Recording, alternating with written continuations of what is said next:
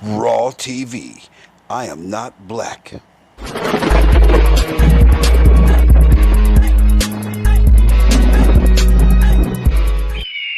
I am not black. Possible timelines lead to the same basic set of history in the future. That is what sends everybody that has all of the information, that knows everything, into a blind panic. The people that know everything about Looking Glass, that have gotten all the reports and all the information, the elites of the world, probably figured out that that was the end of the game. And nothing could be manipulated beyond that point. When I was in the military, it would have been before 97 when I got in trouble. One of my particular areas that I was amazingly intuitive about is problem solving / mission planning, or more specifically, taking a bad mission and fixing it. Certainly, knowing how string theory and possible futures works makes it so you can work your mind very quickly to see the reality of what's happening and decide what decisions need to be made to change it for a particular outcome. At a certain point, after they're done hearing the computer tell them, this is what's going to happen over and over and over and over again, all they become focused on is, how do we fix it? What I do know is that I was called in and asked to solve this problem, this timeline contraction problem. And I eventually did my due diligence and did all the investigating, and basically only had one piece of information, and that was reinforcement. The computer's right. The timelines will contract down to some inevitable thing. There is an inevitable event. It's been forecast, it's been predicted, it's been fed to us in a slop trough of what they want us to believe will happen. They don't actually have control over what happens. They only have control over the reaction, and it seems that no matter what they try to do to cause their desired reaction, it's going to have an opposite effect. Much, much easier for me to explain today what that process is as opposed to back then. If I had to give it a name, I would say it's the awakening process. It's an evolution of consciousness that cannot, will not, and no matter what decisions or possibilities are injected into the equation, eventually it all resolves down to us all learning the truth and becoming aware of this massive dam of lies that has been built that keep us from knowing massive volume of information that we should otherwise possess. Essentially what happened with Looking Glass, not only did they not want people to use it anymore because they knew it was just going to burp out the same thing, but at the same time they didn't want anybody else to know what it was saying. I'm sure. Because that information was a monumental concern. Because of a story I wrote last March concerning something called the Guardians of the Looking Glass. Basically, what we had here is a technology that was built which would give those people who operated that technology, of course, a huge advantage because they could see and view timelines within a stream, within a field.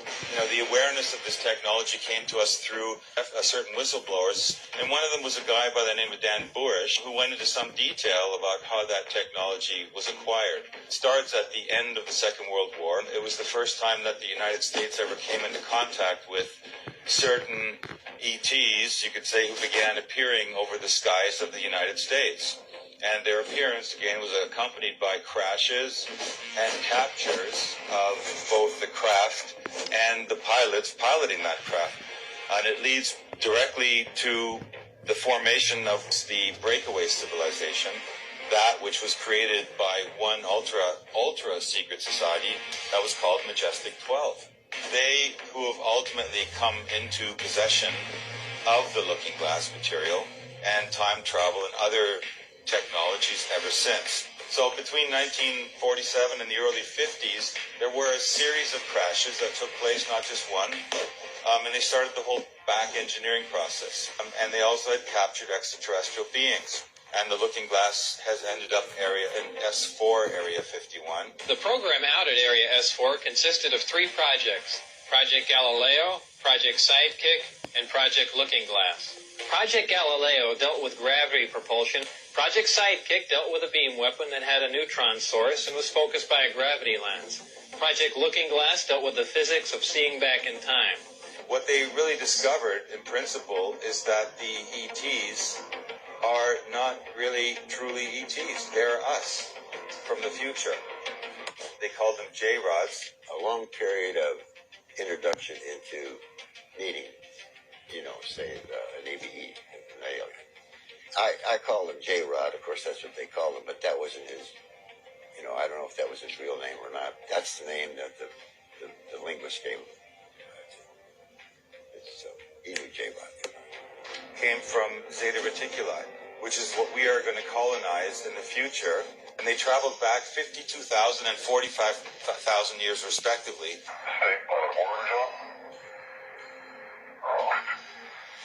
Okay, yesterday you told us you traveled, and I quote, thousands of light years to get here. Yes.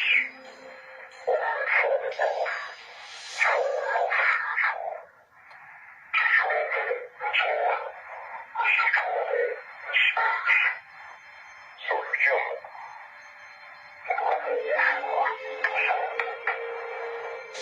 To exactly before this event takes place, for different reasons. What they found was that there are 3 types of beings. There's 2 J-rods, which were called P-52s. The P-52s were for 52,000 years in the future, and the P-45s were from 45,000 years in the future. And the P-45s weren't interested in helping us. They were just here to harvest genetic materials which they had lost over the course of tens of thousands of years of exposure. The P-52s also returned because they came back and they were trying to tell us our consciousness can affect our timeline. Not just the timeline, but also cosmic events. They were trying to tell us that the cosmic event, which is about to happen, can be affected by our collective consciousness. It's going to play out in 2 ways. It could end up with a timeline that prevails that's an organic timeline, where mankind will begin to wake up and en masse, and that we will change the trajectory of that course by raising our consciousness, and then there's going to be some event, and our change in consciousness will actually set in motion a positive version of how that event affects us. We've heard about ancient civilizations like Atlantis or Lemuria or Mu, and they come and go. They always seem to end in some huge cataclysm or some destruction, some destructive event happens, society blows up. It's like a loop. Eventually, it would have to crack that loop. So maybe here is the chance to actually break that loop. And the other timeline they were talking about that may prevail is this transhumanist timeline. Along comes 2022, and it's been like 10 years since the last Looking Glass whistleblowers had been out there talking about it, Dan Bush and a few others. But this suddenly appeared, this group calling themselves the Guardians of the Looking Glass. We are the Guardians of the Looking Glass. We're a group of former intelligence officers and military officials who have come together to release classified information about future events to come. Our knowledge comes from our work on the Looking Glass artifact, first discovered in Iraq. During this time, the artifact was activated by the U.S. military and connected to computers. We were able to see dozens of future timelines and the convergent singularities that led to 2 possible outcomes by the year 2030. In one outcome, humanity awakens and the current order is dismantled, and an event occurs, and instead of this event being negative, it is a positive one. In the other outcome, the current structure remains in place. A nuclear war takes place along with many horrible events. Then the event occurs, and instead of being a positive event, it's a negative one. I'm going to talk about what we can do about it. And that's got to do with the positive timeline. We have opportunity here. The J-Rods, they told us that basically they were talking about these two primary timelines. That there is a future where a possibly pole shift related environmental catastrophe is averted and does not happen. And relative to this different timeline, the future that generated the J-Rods as we know them will never evolve from our own. And we have taken a new path.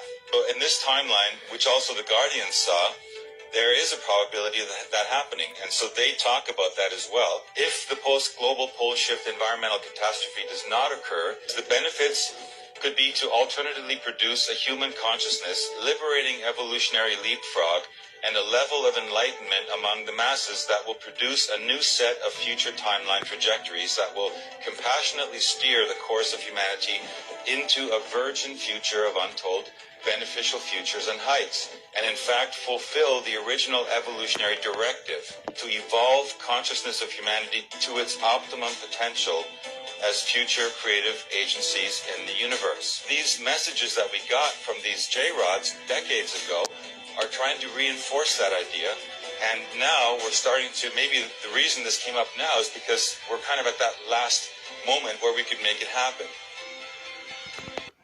All right, if you listen very carefully to this message, it's talking about the pole shift. It's talking about human consciousness, but it said nothing about the original people. And it said the evolution of human consciousness, which we know that humans cannot evolve, which means that they are very, very afraid of what is soon to take place. They know that there will be a pole shift. They know that there will be no future for them. Now, the Zeta Reticuli, they just expose that the Zeta is literally them from the future. But they're trying to sustain a future as far as they're concerned, and this is why they're working so hard against us as the original people, because what they are seeing is our consciousness rising and we awakening, not the humans. And the whole point is to save humanity. This is what this whole message that they're, pushing out. The Project Looking Glass, this is something that they came across to try to control the timelines. We told you before, they had the scrolls, they had the information, and they're literally trying to control the timelines. They're literally trying to shift the brink of time because they are scared of our awakening, which literally shifts everything. All right. So they, this is why they talk about the cosmic events. We're the only cosmic beings who can change this cosmic event and shift. And this is why they're trying to send their people into flocks and flocks, or into our neighborhoods, that we can be friends with them, made with them. I mean, they're working so hard to change our consciousness to make us think that, yes, we need these people, we need these humans. This is what they want us to think. They want us to think that we need these humans. And if they are to be successful in nature of this right here, then they would pretty much gather up and you see the future that they're talking about. Oh yes, we're looking at a virgin future. When they say a virgin future, that means that it's not a future that was predicted. It will be a future that they know nothing about, but it will be based upon our consciousness as the original beings to reduce in frequency. All right. So we're going to continue this on. All right. But this is what they're afraid of. They're afraid of the pole shift. They're afraid of our consciousness as original beings causing their entire system that they created, the freedom that they thought they had, to explode into nothing. Looking Glass. This is a CGI rendering straight from the whistleblower's brain, and it is said to be a device that was captured right along with Saddam Hussein in Iraq. And the military men and scientists say that that might just be the reason why the Iraq War took place. We had to go and get this bad boy because it holds some really interesting properties. The whistleblowers have stated that when you fire this bad boy up, all these wheels start turning, and it creates an orb of light, and then opens a portal, and you can see into the future. To give you an idea of its size, me down here is about the size of a full human being. Some whistleblowers even say once the portal is opened, you can descend a human being down in it and send them into the vision. Ooh, all this time travel stuff gets me excited. Makes me want to jump around like Richard Simmons. Speaking of which, one of our followers here at 7 Club had pointed out to me that Richard Simmons might have pranced his way into the Mandela effect. Because if you look at this collage, do you notice anything missing? Walmart's Halloween section even remembers Richard Simmons wearing a head sweatband and wrist sweatbands. So could this device be connected to the Mandela effect? I mean, if this is used for time travel, maybe somebody went through the portal and gave Richard Simmons just the right compliment where he did not feel the need to cover up this bad boy. I'm telling you, there's plenty of room there for probably 2 sweatbands. But no, for real, I encourage you to look into Project Looking Glass. The whistleblowers' testimonies are very interesting, and they just blow my mind. But one thing I found really interesting about this is it started to look familiar to me. You know the biblical depiction of angels? This is a CGI rendering of Ezekiel 1:4 through 28, depiction of what angels might look like. And what do angels do in the Bible? I mean, they bring visions, right? And this thing, what does it do? It brings visions. I'm not saying this thing's an angel by any means, but it's kind of crazy how this is wheels within wheels. And in Ezekiel 1, chapter 4 through 28, it mentions wheels within wheels multiple times. My favorite whistleblower on Project Looking Glass talks about how they can look in all portions of time with this thing, all the way up until December 21st, 2012, which was the end of the world in the Mayan calendar, right? We were all like, oh no, the end of the world. But he says that from 2012 on, there is an inevitable end that they cannot go back in time and change the outcome of. They've used supercomputers to try to calculate a different end. The elites supposedly are just working as hard as they can to try and change that inevitable end that is coming. And I believe that that is biblical prophecy, that is that inevitable end. Because he's very vague, but he describes it as a game of chess. He says, imagine the evil versus the good in a game of chess, and the evil's looking at the board and sees that in 7 moves, he has lost the game. It's end game. And the good guy's sitting there looking at the board knowing that in 7 moves, he is going to win. And the enemy's looking down, just prolonging the game. And that's where we're at right now, prolonging the game. And the only thing he really gave us in that moment was, because the interviewer was asking, like, what is it? What is it? What is the end? And he goes, let me just say this. Everyone is going to wake up to all of the truths. And if you're watching our channel, if you're here at 7 Club and you're a part of this community, you know what those truths are.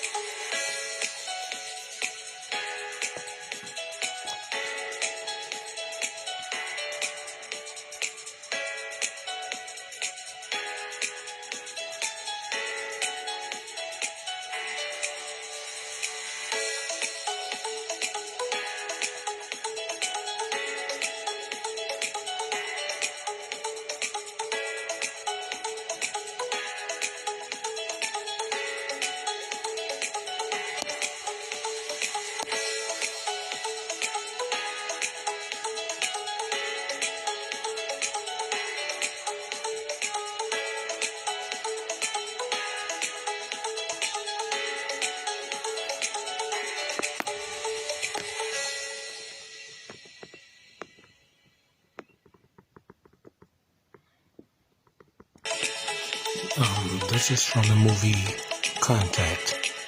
You can pull it up probably on Amazon Prime or Prime Video and find it, but it's the movie Contact. Okay?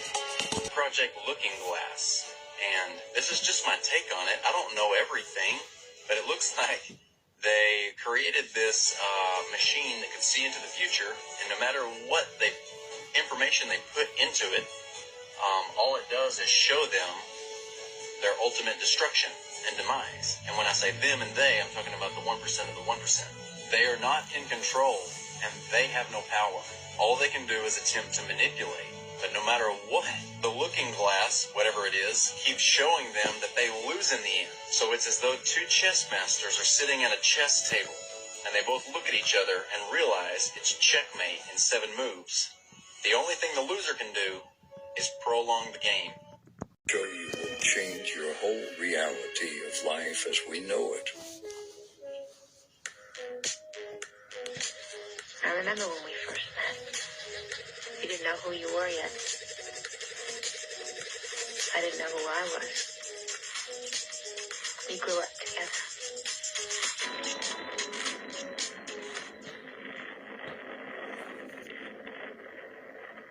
Since the splitting of the atom only a few decades ago, and through his God-given genius of science, man, at last, has succeeded in penetrating further and further into the unknown vastness of space. Yet many questions remained unanswered.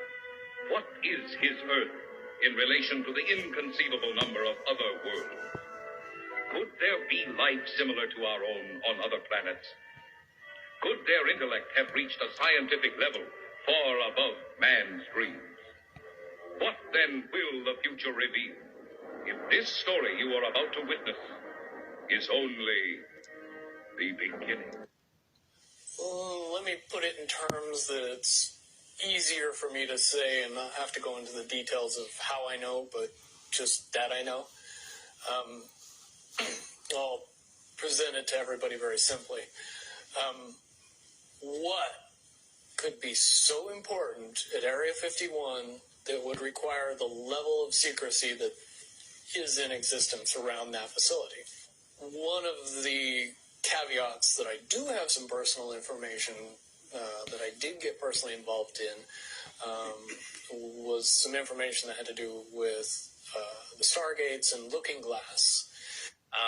Project Looking Glass had to do with time, any effects of time in the craft. Now, I don't think we're not talking about making a time machine like in science fiction, but we're talking about, small distortions, intentional distortions of time and how that can be used. It was that, one of two things. Either there's a gravitational envelope in there which negates any inertia effects, or you are seeing through a gravity distortion field. So, just like you're looking at a highway and you see, an optical distortion going through there. Well, the same thing happens in gravity, and the craft may not actually be moving like that. It may just look like it because you can only see it through the field. So it may be making much more gentle moves. I'm not saying that's it, but it has to be one of the two. It's like the Wicked Witch, looking into the, magic mirror and always getting the same answer. Well, if you were always getting the exact opposite of the answer that you wanted, you'd stop talking to the mirror. And that's essentially what happened with Looking Glass, is not only did they not want people to use it anymore because they knew it was just going to burp out the same thing, but at the same time, they didn't want anybody else to know what it was saying. I'm sure.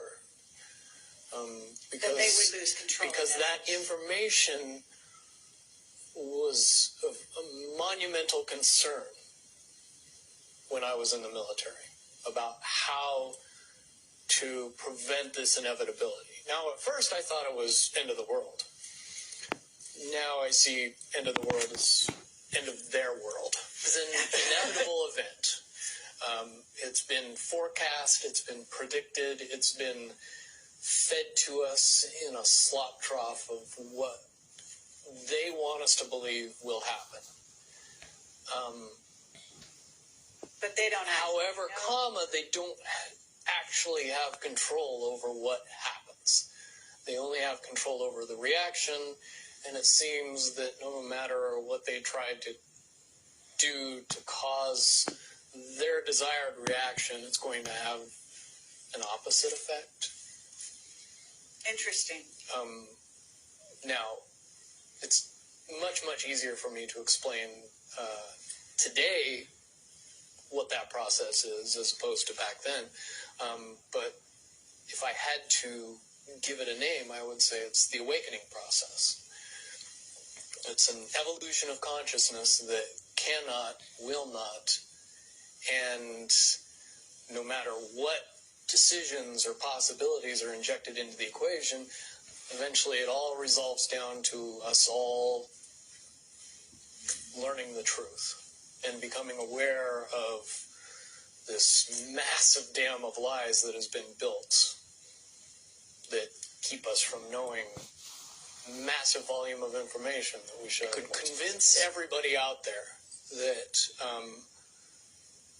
for all intents and purposes, what we believe to be true eventually becomes true. Raw TV. I am not black.